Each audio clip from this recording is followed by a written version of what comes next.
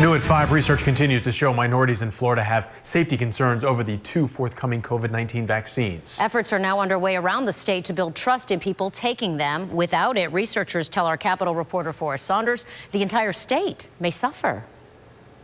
As Pfizer and Moderna prepare to ship first doses to Florida this month. I'm not the vaccine type of person. I've never taken a flu shot, and I'm perfectly fine. It isn't hard to find those leery of taking them. I just want to see really what is going on with the first rounds before I make an executive decision. Especially in the black community, despite drug makers reporting 95% efficacy for both products. My colleagues and friends up here, they're more or less worried if they're going to get the virus from the vaccine. New Pew Research data shows just how deep trust issues run among black Americans alone. Fewer than half surveyed planning to get inoculated. We really have an uphill battle to make sure that these vaccines are well received by the communities that we serve. University of Florida's Dr. Forthcoming has been studying minority vaccine concerns with a coalition of schools across the state. The Community Engagement Alliance, or SEAL team, listening to focus groups who say on top of decades of oppression, they don't trust the fact that the whole issue of COVID-19